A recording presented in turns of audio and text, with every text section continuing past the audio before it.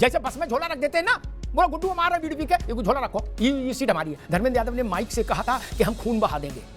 उनने double engine की सरकार बता दी तो उन्होंने कहा हम खून भी बहाएंगे, कुर्बानी भी देंगे। सपा से डबल कर दिया था। किसानों के बिल के आगे झुकी है ये प्रवक्ता, बड़े बड़े डिंगे मार रहे हैं। यहाँ जलती है तो बड़े बड़े तानाशाह को लोग उखाड़ फेंकेंगे। आंधी चलेगी मौलाना साहब, आंधी चलेगी कब से? याद रखिए, उनको जो उठा करके ऐसी जगह फेंका जाएगा कि उनको पता नहीं चलेगा। हम भी किसान आंदोलन के जैसा आंदोलन खड़ा करेंगे। मैंने नरेंद्र मोदी का कॉन्फिडेंस तोड़ दिया।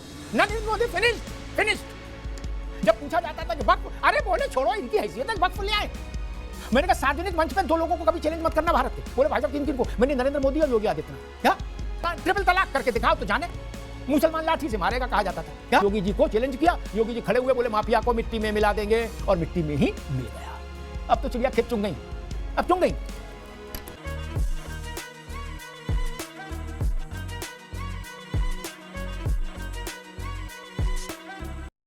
नमस्कार दोस्तों, डिबेट शो की एक और मजेदार वीडियो में आप सभी का स्वागत है। दोस्तों आज की डिबेट वीडियो होने वाली है राष्ट्रवादी न्यूज एंकर अमिताभ अग्निहोत्री जी और मौलाना नदीमुद्दीन के बीच में। दोस्तों वीडियो बहुत मजेदार होने वाली है, आपसे अनुरोध अंत तक जरूर देखना। वीडियो में आगे बढ़ने से पहले आपसे एक छोटा सा अनुरोध, अगर आप चैनल पर पहली बार आए हैं या चैनल को अभी तक सब्सक्राइब नहीं किया है तो चैनल को सब्सक्राइब जरूर कर लेना। चलिए दोस्तों मेन डिबेट स्टार्ट करते हैं। टीवी वाले भाई पिक्चर चालू करो बे। ये बिल पास हो जाएगा और कानून में तब्दील हो जाएगा तो उसके बाद क्या? जो आप सियासतदान आपके मंच पर आए थे, आपके मेरे मतलब मुस्लिम पर्सनल लॉ बोर्ड के मंच पर जंतर मंतर में आए थे और माइक से जिन्होंने कहा था हम खून बहा देंगे, खून नहीं खून बहा देंगे और कुर्बानियां देंगे सड़क पर, आपको लगता है उनका समय आने वाला है? सुनिए, देखिए अभी क्या है, दो चार कदम चलने को चलना नहीं कहते, जब तक न मिले रास्ता उसे मंजिल नहीं कहते। एक हम है कि गैरों को भी कह देते हैं अपना, एक तुम हो कि अपनों को भी अपना नहीं कहते। देखिए सीधी बात है कि इनके नियत में फितूर है। मैं कहता हूं कि हमने जमीन दिया और हमने गरीबों के लिए दिया, ये मामला मजहबी है। किरण रिजिजू कहते हैं कि मामला मजहबी नहीं है, ये मजहब से जुड़ा हुआ है। सबसे पहले वक्त नबी अकरम सल्लल्लाहु अलैहि वसल्लम ने एक मदीना में बाग को वक्त किया था, जिसका ठीक है मौलाना साहब, खर्च किया जाता था। ठीक है हाँ। देखो मौलाना साहब, एक बात मैं निवेदन कर दूं, चूंकि बहस तो एक ही घंटे की है। वक्फ क्या कर रहा नहीं कर रहा, अच्छा था बुरा था, काला कर रहा था सफेद कर रहा था, अब उस पर बहस करने की जब टाइम चला गया। पिछले 3 महीने से उसे बहस हो रही है, अब तो कानून आ गया भैया मेरे। और एक बात बता दें आपने, अरे रुको भाई, आपने वक्फ पर एक चर्चा की, कुछ उसकी धाराएं बताई, उसमें एक चीज मैं अपनी सामान्य बुद्धि से जोड़ने का दुस्साहस कर दूं।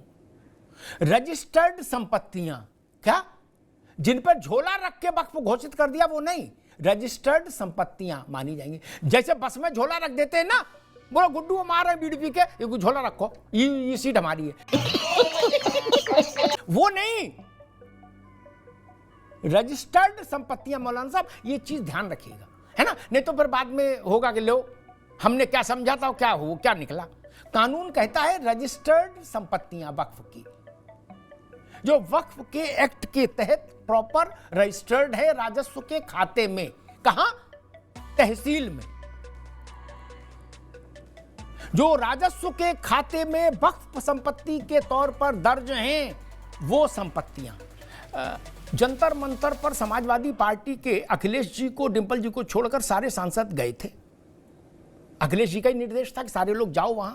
धर्मेंद्र यादव लीड कर रहे थे। धर्मेंद्र यादव ने माइक से कहा था कि हम खून बहा देंगे सड़कों पर आपके लिए।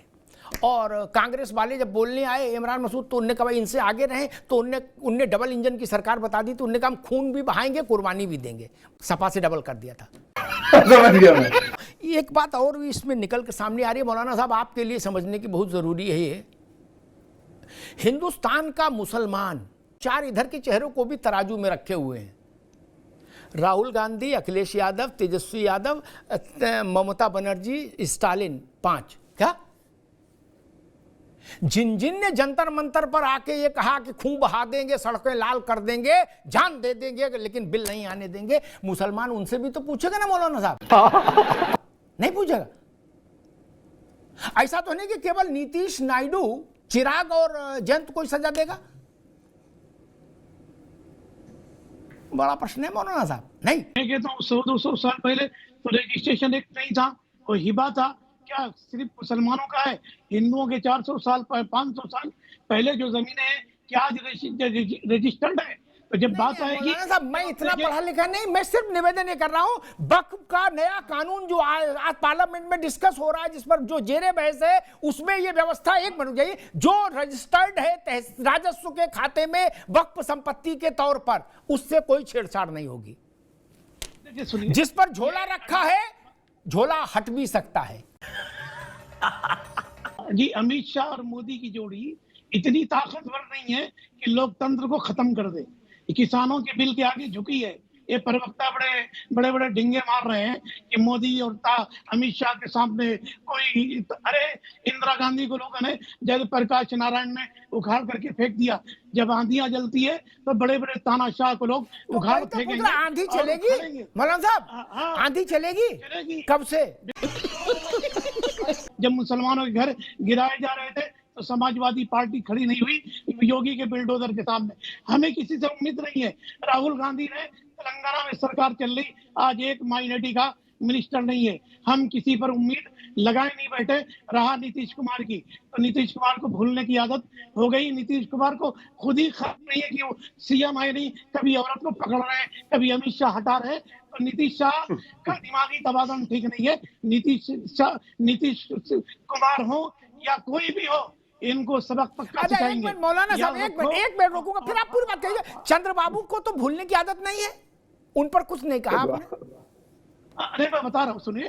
चंद्रबाबू नायडू हो या नीतीश हो या जयंत हो या जीतन राम मांझी हो, कोई भी सेकुलर पार्टी जिन्होंने वक्त में हमारा साथ नहीं दिया, याद रखिए उनको जो उठा करके ऐसी जगह फेंका जाएगा कि उनको पता भी नहीं चलेगा। हम भी किसान आंदोलन के जैसा आंदोलन खड़ा करेंगे। मोदी और अमित शाह के तानाशाही के सामने हम झुकने वाले नहीं। अरे हम जब गोरों से नहीं डरे तो आज के चोरों से क्या डरेंगे? अच्छा, मौलाना साहब कह रहे हैं कि हम ऐसा आंदोलन खड़ा करेंगे, ऐसी आंधी आएगी जो कभी नहीं आई होगी। राहुल गांधी ने क्या कहा था, मौलाना साहब को भी याद होगा, मनोज यादव को, पार्टी को भी याद होगा। मंच से ही कहा था, कोई गुप्त कान में नहीं कहा किसी के। आपको पता है, राहुल जी की शब्द उद्धृत करता हूं, राहुल जी कह रहे आपको पता है मैंने नरेंद्र मोदी का कॉन्फिडेंस तोड़ दिया। नरेंद्र मोदी फिनिश्ड, कॉन्फिडेंस तोड़ दिया, फिनिश कर दिया। अब पहले वाले नरेंद्र मोदी नहीं है। समझ गया मैं। इस बात की हवा निकल जाएगी वक्फ बिल पास होने के बाद मौलाना साहब। क्या सबको समझ में आ जाएगा कि 2014 वाले ही नरेंद्र मोदी हैं, 19 वाले जो लोगों ने प्रचार किया कि बैसाखी की सरकार है, बैसाखी की सरकार है, सरकार छींक नहीं सकती, सरकार खांस नहीं सकती, सरकार नहा नहीं सकती, अपने मन से खाना नहीं खा सकती, ऐसे प्रचार किए। जब पूछा जाता था कि वक्फ, अरे बोले छोड़ो इनकी हैसियत है, वक्फ ले आए। ये दुष्प्रचार खत्म हो गया। ये विपक्ष का सबसे बड़ा नुकसान ये हुआ, जो ये नैरेटिव था कि ना हमने नरेंद्र मोदी के हाथ पांव बांध दिए। नहीं जी, इस बिल को लाने के लिए जो सियासी ताकत चाहिए, जो साहस चाहिए, मौलाना साहब आपसे बेहतर कौन जानता है। और ये प्रचार किया तो कांग्रेस वालों नहीं था। हाँ, उनके पीछे पीछे जो उनके छोटे सहयोगी दल है वो भी हाँ में हाँ मिलाते थे। हाँ बोले अब बीजेपी में वो बात नहीं, अब तो कमजोर बीजेपी है, क्या ये ला नहीं सकते, ये ले आए। नागरिक आज धोखा महसूस कर रहा है। मैंने कहा था 2 लोगों को कभी चैलेंज न करना मौलाना साहब। तो लोगों ने पूछा किन्हें, त्रिपाठी जी आप भी सुन लो। मैंने कहा सार्वजनिक मंच पे 2 लोगों को कभी चैलेंज मत करना भारत के। बोले भाई साहब किन किन को? मैंने नरेंद्र मोदी और योगी आदित्यनाथ। क्या जब जब किया तब तब नुकसान हुआ, वो काम फिर हुआ जरूर। मुझे याद है कहा गया था मोदी जी बड़े बहादुर बनते हैं, हिम्मत है तो 370 हटा के दिखाएं। मैंने उसी दिन कहा था कि 370 हट गई, अब नहीं रुकेगी। बोले मंदिर बना के दिखाओ, बन गया। बोले फलां ट्रिपल तलाक करके दिखाओ तो जाने मुसलमान लाठी से मारेगा कहा जाता था, क्या हट गया। फिर लोगों ने कहा वक्फ में करके दिखाओ, बर के छत्ते में हाथ डालो, ले। अखिलेश जी ने हाउस में खड़े होकर कहा कि अतीक के लोगों ने मार दिया उसको, नहीं माफिया ने मारा इलाहाबाद में उमेश पाल को, और सरकार क्या कर रही क्या नहीं। उनने योगी जी को चैलेंज किया, योगी जी खड़े हुए बोले माफिया को मिट्टी में मिला देंगे, और मिट्टी में ही मिल गया। तब भी मैंने कहा था, और अतीक के घर वालों ने मालूम मौलाना साहब क्या कहा, उनने कहा अखिलेश जी ने उकसाया, ना उकसाते तो शायद ना ऐसा ना भी होता। क्या उकसाया और फौत हो गए अतीक और अतीक के भाईजान। अब शायद वो लोग सोच रहे होंगे कि काश नरेंद्र मोदी को यह ना कहा होता कि हिम्मत है तो वक्फ कानून में हाथ लगाओ। नहीं, अब तो चिड़िया खेत चुंग गई, अब चुंग गई।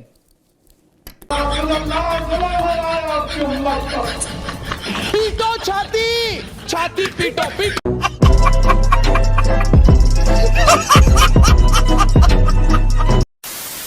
तो दोस्तों इस वीडियो में इतना ही। अगर आपने वीडियो अंत तक देखी है तो उम्मीद करता हूँ आपको वीडियो पसंद आई होगी। वीडियो के बारे में आपकी जो भी कोई राय है कमेंट्स करके जरूर बताएं। वीडियो को अंत तक देखने के लिए आप सभी का बहुत बहुत धन्यवाद। ऐसी ही मजेदार वीडियो देखने के लिए चैनल को सब्सक्राइब करना बिल्कुल ना भूलें। चलिए दोस्तों, मिलते हैं बहुत जल्द अगली वीडियो में। तब तक के लिए जय हिंद, वंदे मातरम।